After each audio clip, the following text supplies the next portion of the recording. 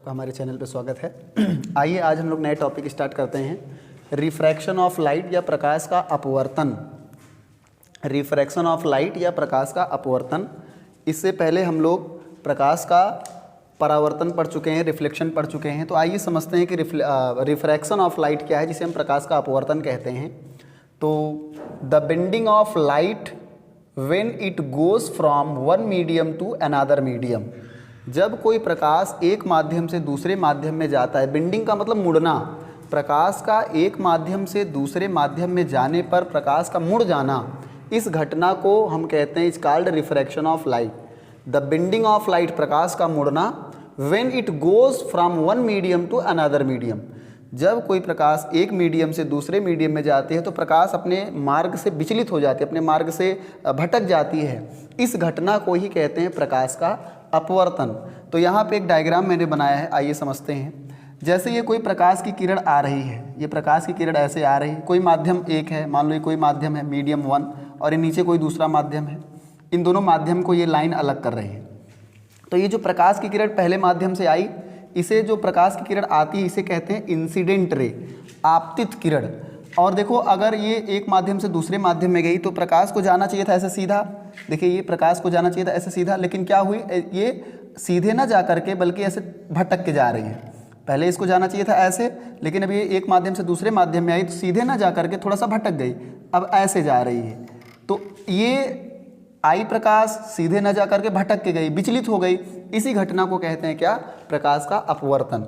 तो जो प्रकाश की किरण इधर आई है इसे कहते हैं इंसिडेंट रे, आपतित किरण, और जो ये मुड़ के इधर जा रही है इसे कहते हैं रिफ्रैक्टेड रे या हिंदी में अपवर्तित किरण। ये आपतित किरण और ये जो इस माध्यम में ऐसे जा रही है अपवर्तित किरण है।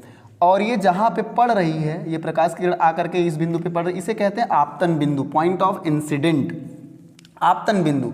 और आपतन बिंदु से सीधे ये जो लंबवत रेखा खींची गई है, ये आपतन बिंदु से जो ये सीधे लंबवत रेखा खींची गई है इसे कहते हैं अभिलंब या नॉर्मल। ये आपतन बिंदु है, यहाँ से जो सीधे लंबवत रेखा खींची गई है इसे हम कहते हैं अभिलंब या नॉर्मल कहते हैं। तो ये आपतित किरण, ये अपवर्तित किरण, ये माध्यम 1 माध्यम 2, जाना चाहिए था ऐसे सीधे लेकिन अभी ये भटक के जा रही है, तो ये प्रकाश का अपवर्तन हो गया। तो क्या बताया प्रकाश का अपवर्तन, जब प्रकाश एक माध्यम से दूसरे माध्यम में जाती है तो अपने मार्ग से विचलित हो जाती है, इसी घटना को प्रकाश का अपवर्तन कहते हैं। अब थोड़ा सा यहाँ पे देखेंगे, ये हो गया अभिलंब, ये हो गया आपतित किरण। तो अभिलंब और आपतित किरण के बीच में एक कोण बन रहा है, इसे कहते हैं आपतन कोण या एंगल ऑफ इंसिडेंट। फिर से, अभिलंब और आपतित किरण के बीच में एक कोण बन रहा है, इसे कहते हैं आपतन कोण या एंगल ऑफ इंसिडेंट। और यहाँ नीचे देखिए अभिलंब और ये अपवर्तित किरण के बीच में भी एक कोण बन रहा है, ये अभिलंब और आपतित किरण के बीच में यहाँ पे एक कोण बन रहा है आर, इसे कहते हैं अपवर्तन कोण। तो यहाँ पे कोण आई क्या है, आपतन कोण या एंगल ऑफ इंसिडेंट। और यहाँ पे अगर हम बात करें कोण आर क्या है, तो ये है अपवर्तन कोण या इसे हम कहते हैं एंगल ऑफ या रिफ्रैक्टेड एंगल या एंगल ऑफ रिफ्रैक्शन। तो ये एंगल आई क्या है, एंगल आर क्या है, ये 2 बातें हम समझ गए। प्रकाश का अपवर्तन क्या है ये भी हम समझ गए। अब यहाँ पे एक बात और हम लोग समझते हैं, आपतित किरण और अभिलंब के बीच जो कोण बना आपतन कोण, अभिलंब और अपवर्तित किरण के बीच, ये अभिलंब और अपवर्तित किरण के बीच में, इन दोनों के बीच में ये जो कोण बन रहा है ये अपवर्तन कोण है, मैंने लिख दिया। अब यहाँ पे एक छोटी सी बात हम लोग समझते हैं कि सघन माध्यम क्या है और विरल माध्यम क्या है, रेयर मीडियम और डेंसर मीडियम क्या है। देखिए यहाँ पे 2 बातें आती है, एक सघन माध्यम और एक विरल माध्यम। सघन माध्यम और विरल माध्यम 2 हम चीज़ें यहाँ पे समझते हैं। सघन माध्यम को हम डेंसर मीडियम कहते हैं और विरल माध्यम को हम रेयर मीडियम कहते हैं। तो आइए इसको समझ लेते हैं जल्दी से। सघन माध्यम क्या है, ऐसा माध्यम जिसमें माध्यम के कण बहुत पास पास हों, ऐसा माध्यम जिसमें माध्यम के जो कण हैं बहुत पास पास हों, उसे हम सघन माध्यम कहते हैं। जैसे कांच, तो कांच के कण देखिए बहुत पास पास हैं, एक दूसरे के एकदम पास पास होते हैं कांच के कण, तो वो सघन माध्यम है।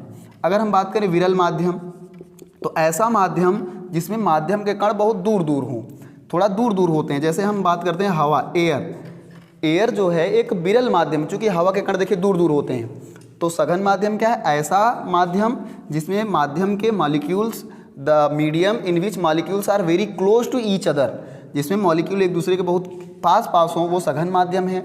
विरल माध्यम क्या है? ऐसा माध्यम जिसमें माध्यम के कण थोड़ा दूर दूर होते हैं, उसे हम विरल माध्यम कहते हैं। तो यहाँ पे थोड़ा सा एक बातें हम जान लेते हैं कि कभी प्रकाश की किरण आती है तो अभिलंब की ओर झुक जाती है, कभी आती है तो अभिलंब से दूर हट जाती है। तो थोड़ी सी बातें हम यहाँ पे करते हैं। सघन विरल माध्यम समझ गए। यहाँ पे एक डायग्राम हम बना रहे हैं। जैसे ये कोई मान लीजिए है विरल माध्यम, ये ऊपर का क्या है? विरल माध्यम, और नीचे है आपका क्या? सघन माध्यम। तो प्रकाश जब भी कभी विरल माध्यम से सघन माध्यम में आती है, जैसे मान लीजिए विरल माध्यम से आई और किस में गई? सघन माध्यम में, तो जाना चाहिए था इसको ऐसे सीधा। अगर इसको हम बात करें तो इसको ऐसे सीधा जाना चाहिए था, लेकिन ऐसे मुड़ के जा रही है। तो विरल से सघन में जब जाती है तो अभिलंब, ये बीच वाली लाइन क्या है? अभिलंब है। तो किसकी ओर मुड़ गई?